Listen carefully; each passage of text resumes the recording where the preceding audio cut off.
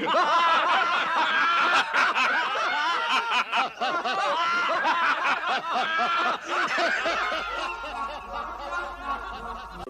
frosting look a little bit rugged. A little bit. Chocolate. Fine, shall we say.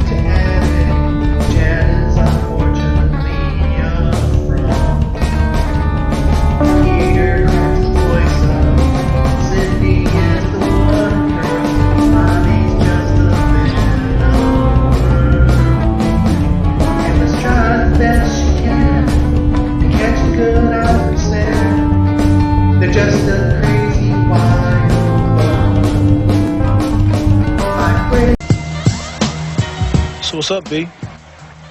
Watching the game, having a bud. True. What's up? Yo, who's that? Yo, pick up the phone. Hello? What's that? What's up? Yo, where's Dookie? Yo, Duke. What's up?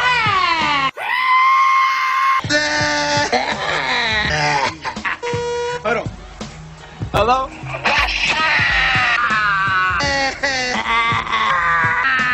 What's up? Yo, who's that? Yo, pick up the phone. Hello? What's that? What's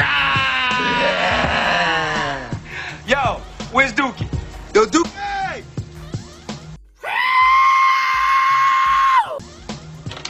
Yo. What's up? What's that? Hold on. Hello?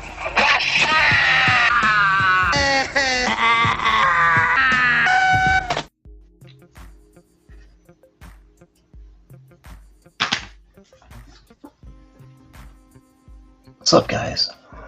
How you guys doing? It's a test stream. I'm just wanting to make sure everything works fine. I just got my new, very sexy computer set up now. Yes, I'm not used to this. I got a tower now. I got a tower. It's wild. First time in 13 years that I'm not 100% laptop. So, wild. Yeah, my other system met its end. Luckily I was able to transfer everything over and save it to external hard drives as well. So yeah, note to self: if you're a designer or an artist of any kind, triplicate copies of everything and always update your layered Photoshop docs and all that. And if you do good, make it a habit. You won't ever have to worry about crashes and files lost and stuff like that. Poppin' the peas, Dale says. Anyone besides Dale, how loud is it? I'm gonna, let's see, where are we at? Well, it's already set to, I'll switch it over. Let's see here. I switched it over to the 960. Hopefully that's not insane. Let's see here. Ace is here. What's up, Ace? Yeah, so just a very quick little stream just to test it out and kind of see, make sure everything is running smooth over here. Yeah, we'll take a look at this book right here. 1E, X-Men cover 1E, right? This was the expensive one, right? You had 1A through D, which was all the covers individually, and then you would have 1E, this one, the cultivation of all the books pinups, different color on the cover, and better paper quality too. A step above newsprint. It was like more like a magazine paper stock in here, so we'll take a peek at that. Let's see, I see actual Dracula's here. What's up? I'm gonna try to talk softly. I think Del was saying I'm pretty loud for some reason. Jay Ryan's here. What's up? Jay says I have a backup hard drive. That's good. I had Ace. I had Edwin at X-Men. You see, it's good. Okay. I wonder if Dale A has his you know, the volume up for some reason. Once in a while, I'm just curious because there are system settings as well, which is not StreamYard. So sometimes the microphone levels can be adjusted in StreamYard as well, or you know, in the computer. So I look high. Hey, does this look better than it did on my other streams? That's crazy. Yeah, I'm pretty happy with it. I finished up coloring something for a creator, and I got that to them today. So I'm excited to see what they do with that. But yeah, that was my first task of getting this system set up. I spent, oh God, probably 20 hours now customizing and updating everything to this specific tower. Jay says it's the sharpest 720p. I don't think I'm at 720. StreamYard says I'm at.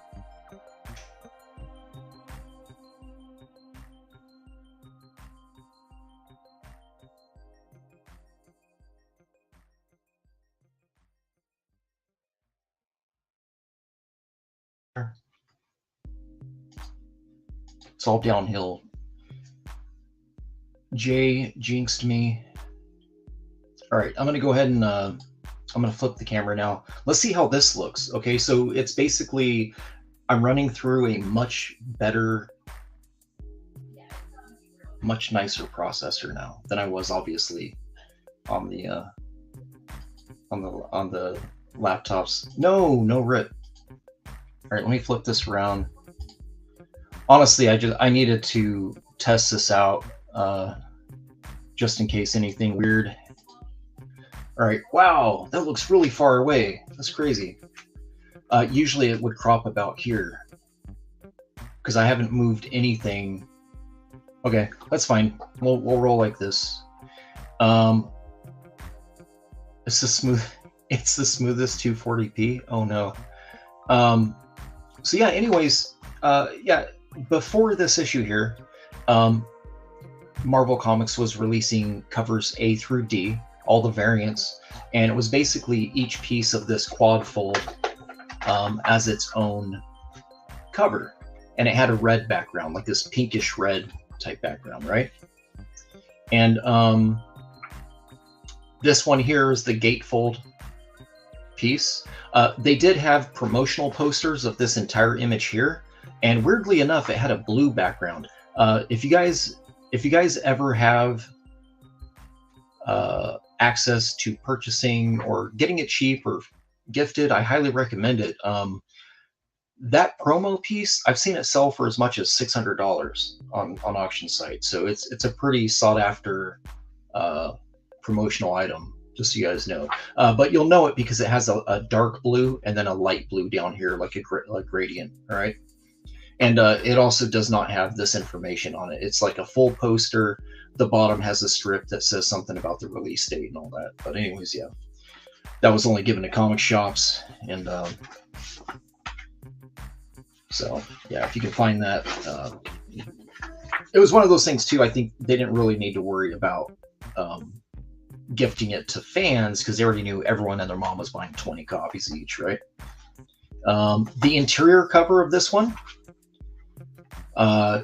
you can undo the saddle stitch if you chose to use this as a poster. This is another poster image you were able to actually purchase back in the day. It's the full image here, Jim Lee Scott Williams.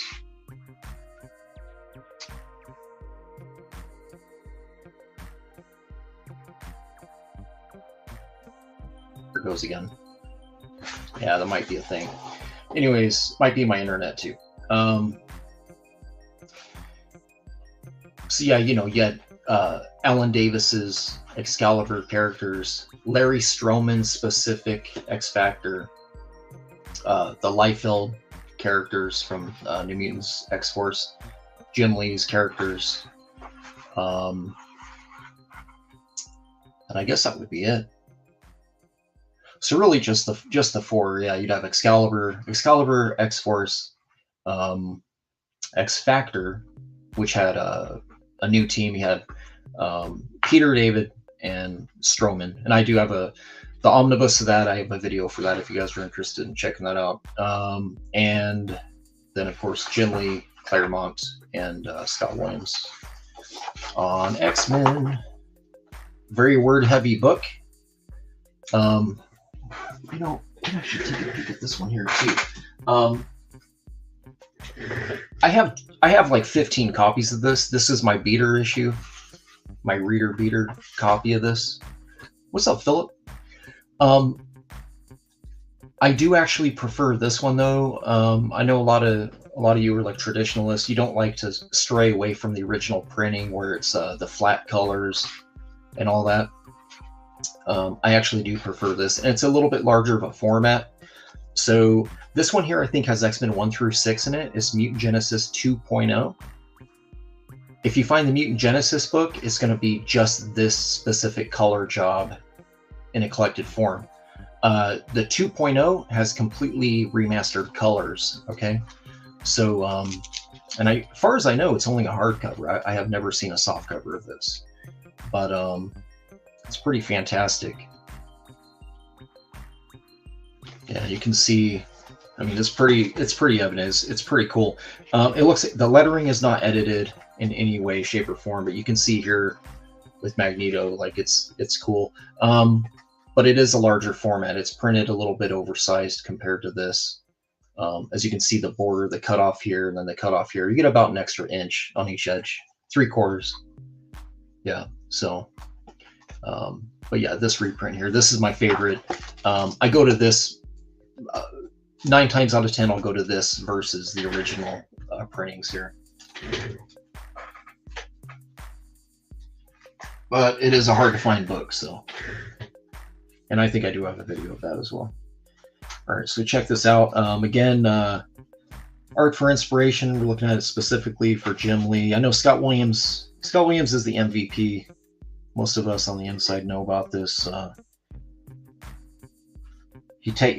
Williams as an inker, he takes all the ingredients and just molds a really, really cool. I'm gonna lower this thing. There we go. That's better. All right. So anyways, I felt like it was like 2 miles away.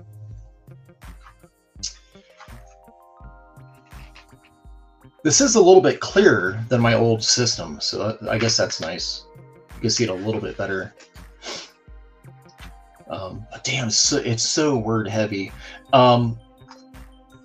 Something else Jim Lee had noticed before is the X-Men Artist Edition by Jim Lee, which also, I don't know if they knew it or not, a lot of the pages in there are also Carl Alstetler and Will Spertaccio had a handful of pages with a lot, very heavy panel work by Wills, because they would trade off pages, I guess, in the studio and just sort of finish each other's work once in a while. That Artist Edition has this entire book, all of X-Men 1, including the cover, including the quadfold cover, printed in it as, you know, they do the photo printing. So it's a photo shot of the actual page. So you get to see all the whiteout, the blue lines, all that shit. This specific book, a lot of the rendering on the faces disappeared, and because they were Scott was using a very fine lines, right? Like a lot of very, very thin crow quill, just trying to like up the ante on the rendering. And I'm just going to recommend, if you get a chance to check that out, check that one out too, or at least some YouTube videos of it if you're not interested in purchasing it. It's really interesting to see how much didn't reproduce in this, and it had to do with the way that they scanned it at the time. 90, 91, 92, a lot of stuff was getting scanned as a straight up bitmap document. And as we all know, inks aren't 100% black. So the pixels it picked up is the 100% black lines that registered as black to the scanner. Anything grayscale, like a little bit of a feather off of a line, or even some rendering that might have been inked with like a fine liner and not a crow quill, might possibly not have been scanned as well. So there is that issue. So it's pretty crazy that they gambled like that, because prior to this, they were not scanning work that manner. You know, they were doing it a little bit differently, where there was no lines lost. They would basically trap the lines. My understanding is they would trap the lines, and then at the printer, you know, they would actually have to shoot, trap, and then essentially it's like a paint bucket. That's why the lines with the web press, it's so thick in the print. Yeah, so just super interesting. What's up, Sai?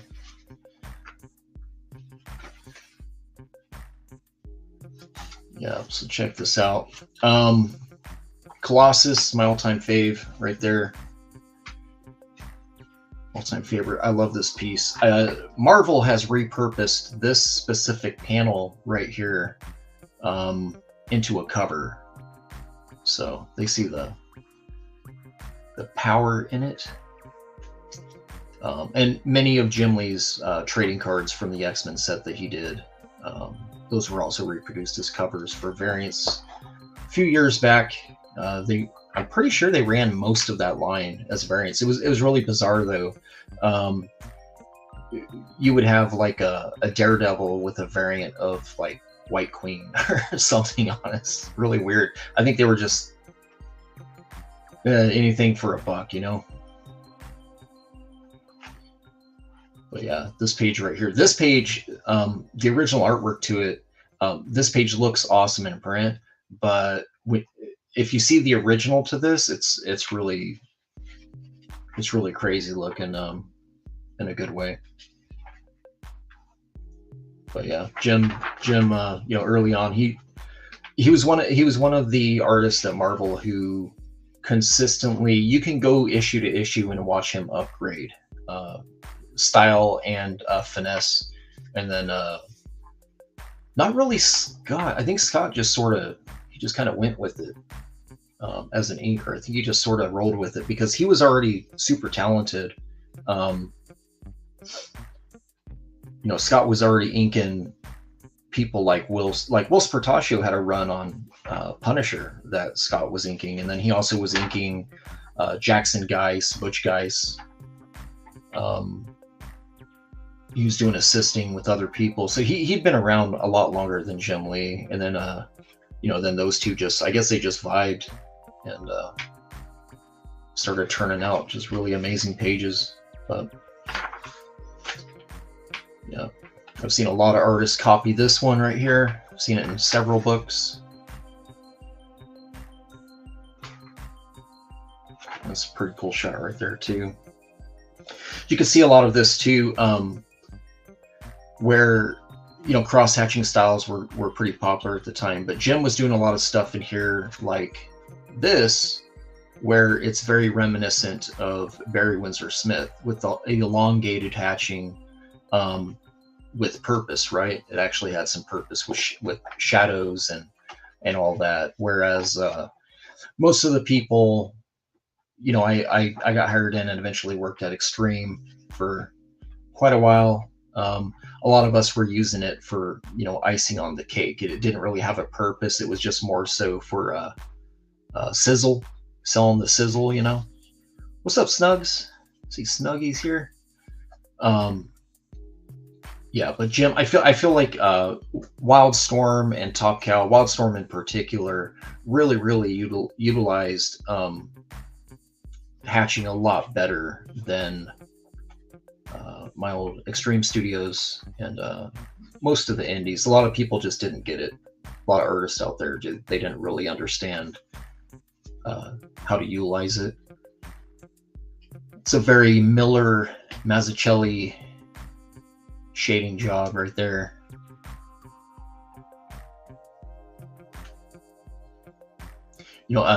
Jim Lee was, for a period of time, was roommates with Mike Mignola, so I'm pretty sure he got to pull a lot of what Mike was doing on pages for, I think at the time he was working on Cosmic Odyssey.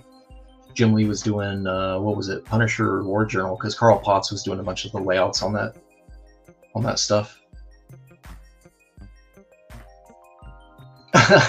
Ace says Cyclops was tolerable. I like Cyclops, man. I don't know why people like. I don't really understand the hate. Like I don't. You know what it is? It's because he's the Boy Scout of the group, right? So sometimes it can be a little off-putting. Like it might be why I'm not a big fan of Captain America. So this damn camera is being ornery with me right now. Let's see. Yeah, this is another one. I think that this was actually eventually a shirt. I think that there he is. This Wolvie shot right here. Yeah, I have memories of a buddy of mine having a T-shirt of this. That was another thing. Marvel used to put out these shirts through, I think it was Graffiti Designs back in the day, and they would choose the itchiest, starchiest, most cardboard against the skin filling shirts they could. I know my buddy Tom, who shows up in chat here once in a while, he ended up getting there was a glow in the dark shirt made of the Texeira glow in the dark cover, and I know that he had purchased that shirt and wore it quite often. His mom was not a fan of it. She thought it was rather satanic looking. We'd finish up playing baseball and we're all riding home, and here comes Tom on his bike, glowing in the dark like Texeira, Ghost Rider Flamehead. So, but yeah, I also really enjoy all the made up muscles. Like this doesn't exist. If you ever look at someone's if you ever look at their rib cage and stomach muscles, they don't, but it just looks cool. I actually adopted a lot of this anatomy in my own stuff because of that. It just looks cool. And then things like this, a lot of artists don't really get a good grasp of drawing like spinal areas and the way everything kind of wraps around with the muscle, like a way to make it look cool, right? Jim Lee, he found a way to make everything look cool. And again, big shout to Scott, man. Scott Williams was Say, man, Jim Lee would not be Jim without Scott Williams, because Scott Williams brought a lot to the table. So, anyways, yeah, that's this issue here. That's all I'm going to do. Like I said, this is just a test run. I wanted to see if my cameras are going to be reactionary. Wanted to make sure the system is working okay. This is my first stream with the new computer, so I want to make sure everything is working fine. What's up, Gingerbread? Jim Lee roomed with Mignola. Yeah, I think he moved. It was Mignola's place, and I think that there was an editor who strongly suggested and set that up, because Jim was on the up and up with the Punisher books. So that's kind of where, and you could see it too. If you ever look up like when Carl Potts stepped away from doing layouts for Jim, you could really see a lot of the Mignola stuff that came in on the smaller panels, like panels like this. He started picking up a lot of that mid 80s Mignola kind of shots. So I see some person. All right, so that's the end of the interiors on this. And again, this is cover 1E. 1E. This is the I always refer to this as the good X-Men one, because it's the whole shebang. It's nicer paper, all pinups, and you get the entire gatefold cover. So then we get to the bonus stuff. So, and I couldn't tell you which edition of 1A through D had what pinup, but they all had these pinup inserts in them. So this one obviously is the X-Men Villains by Jim Lee and Scott Williams. We never got to see this, man, can you imagine? Jim Lee would have drawn such a badass Kane Marco right there. Come on, man, get out of here. That would have been sick. Yeah, I mean, really, he would have drawn them all well, but just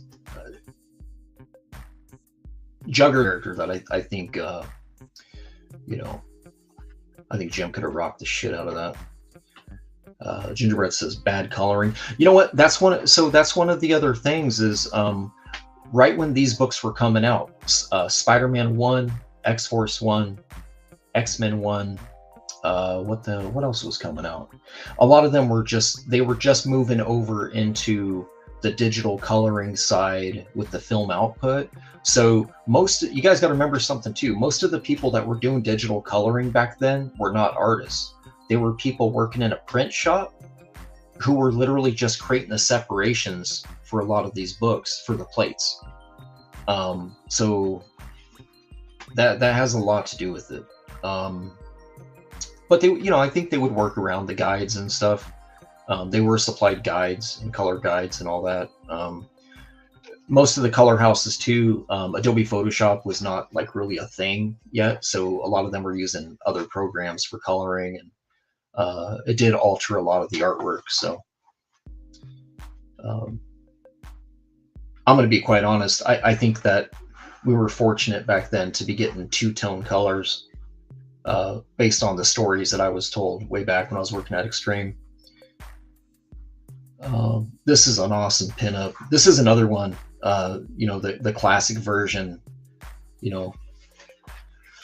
some Cockrum stylings. I really like that angel. That angel looks really cool.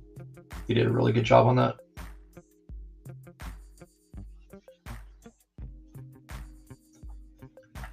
This one here is pretty popular. This was a poster. My buddy had this. He had this on his closet.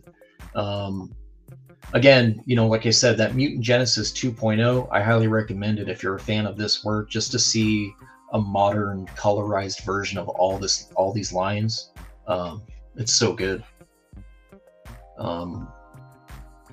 But yeah, this kind of stuff here, man, like just and it showed like Jim knew how to throw some personality in there. You got Jubilee kind of mocking Colossus there, and then a bunch of this other stuff going on. It's like there's a lot of personality. You got Bobby back there freezing the pool, being silly. He's being dumb silly. I'm trying to see if this camera will actually focus. There we go. There he is. He's being dumb silly. Look at that. Look at that line cutting right into his head. Oh God. Of course, Psylocke all hatchy. She's all hatched out. What's up, awesome one? Ace had this poster. There you go. See? Everyone I knew that had that poster were cool. They were cool people. This was another one that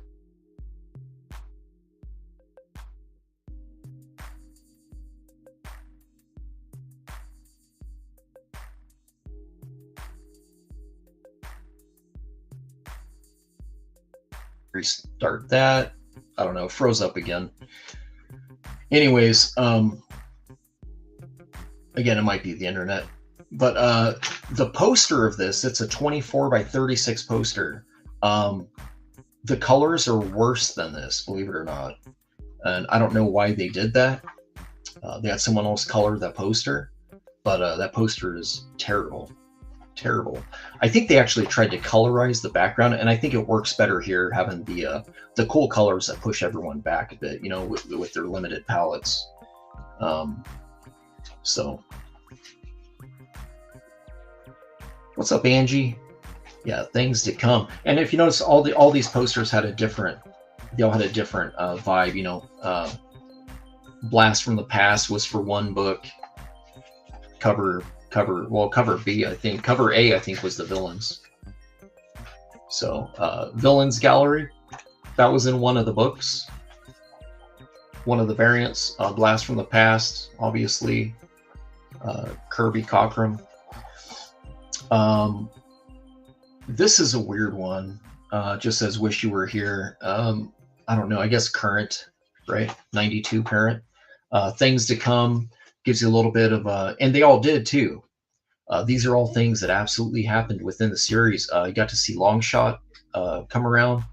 You got to see the Brood in that crossover they did with Ghost Rider.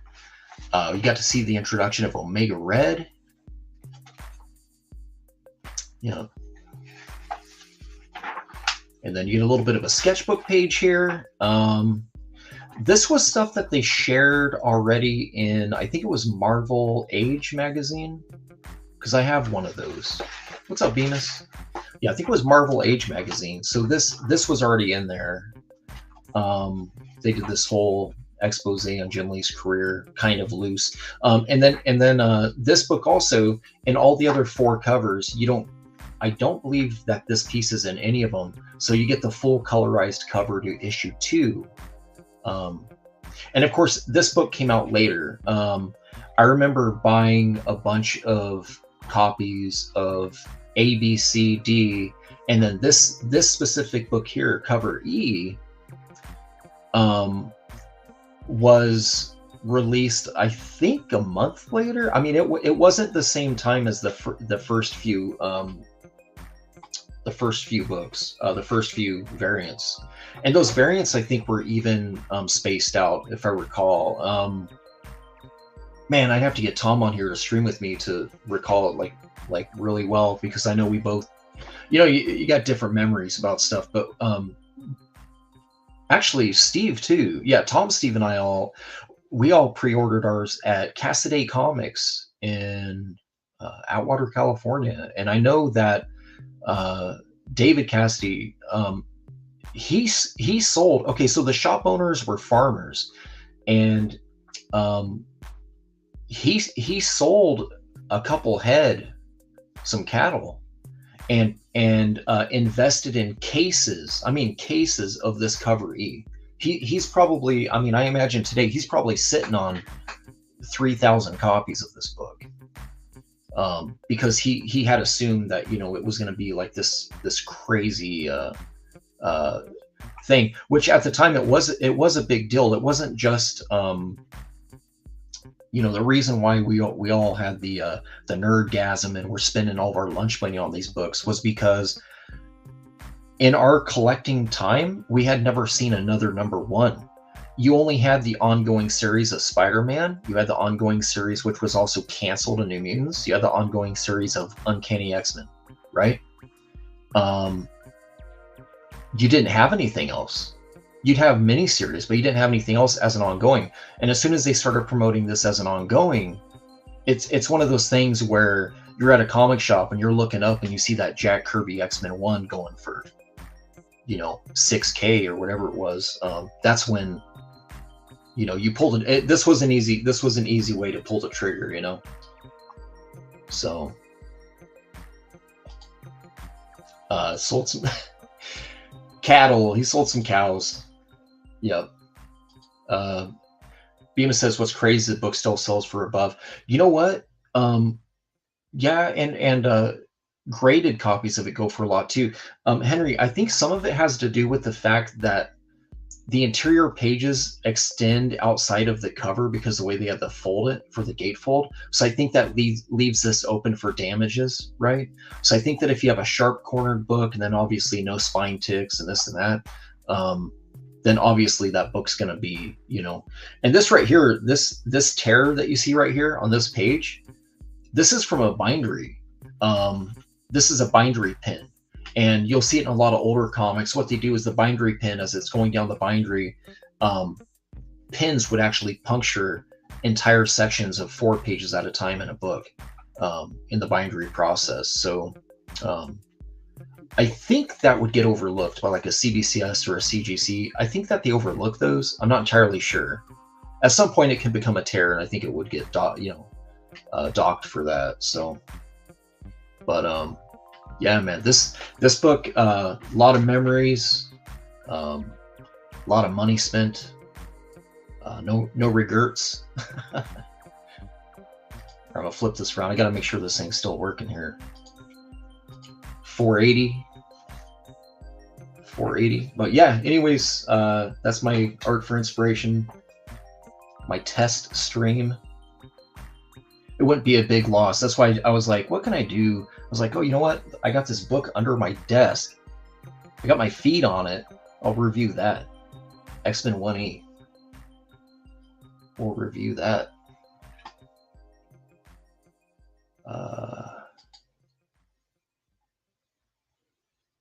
Oh, K-pop says it's because of the Omega Red. You know what? That actually might be, even though it's not a first appearance, yes. But also, I think Omega Red actually was in preview pages of Omega Red was in it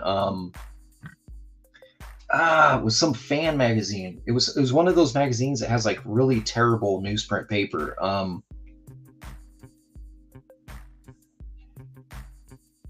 Hero, I think it was called Highlights and Heroes or something like that. But they had preview black and white pages in their K-pop. So every once in a while I'll come across one of those and the people have it for like, it's like completely erect. Like this thing has seen the backs of toilet, you know, upper deckers, you know what I'm saying? Like toilet seats, and they're still asking $500-600 for that book. So, I don't even have that kind of insider knowledge about it. You know what I mean? It's like, there's probably 10 people in the US that actually understand the importance of it. Bemis says it's hard to get a 9.8. Can see that. I got like I probably have 15 copies still. I've sold a couple of them. Awesome One says Shelby copying Bancroft with ArtShare. Awesome One, are you subscribed to me? If you go to my videos, go to my lives, you'll see an entire section of art for inspiration videos. I've been doing this. I've been doing this longer than I've been doing live streams, so they're just easier to do.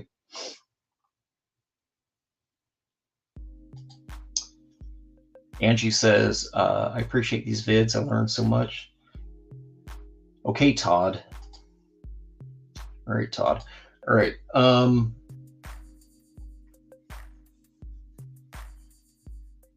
Let's see what else is going on here. I wanted to try something else. Let's see. Been doing this longer than Foo Fighters. Chauncey, what's up? Chauncey, I'm sorry. Did I say hi to you earlier? I thought I saw you in there. I wasn't sure. I do have a lazy. No, I'm just kidding. I don't have a lazy eye. My bad, though. Let's see here. I can share this with you guys. Where is this thing at? I'll show it again because you guys are already sick of it. My After Effects. That was one of the reasons why this system took so long to set up too. Was I had to reinstall everything: Unity, After Effects, all my my prefabs, all of my settings, all my Adobe Photoshop settings, my Illustrator settings, media encoder, nightmare fuel. And then it took forever too, because the other laptop, like you said, it's on its last leg, so it's not operating fast, right?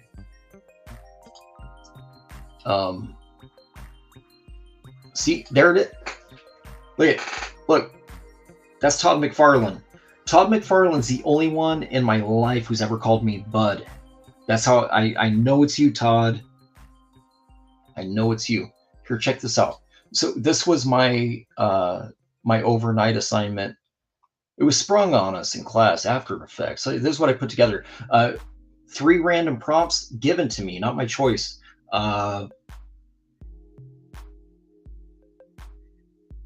Optimus Prime fighting the Burger King was the second prompt was literally fighting the Burger King. The third prompt was tomato something. Tomato, it was like Tomato Storm, I think. Here, you guys can enjoy this. Thank you. Oh, can we get some extra napkins? Can we get some extra napkins? Thanks. Here. Honey, can I get extra ketchup, please? Yeah. Extra ketchup.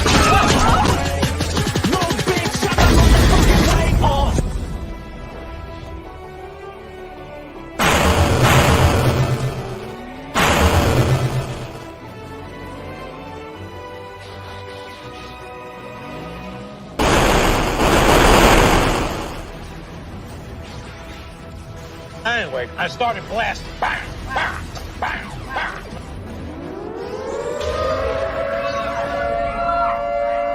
I always wanted to smoke crack. I never got to smoke crack. Did you ever smoke it? Oh, yeah.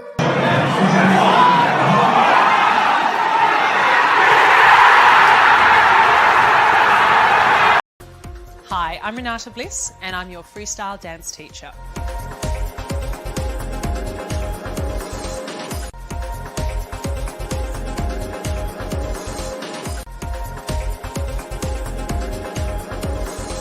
Well, they say all good things come to an end. What's that got to do with this show? Yeah!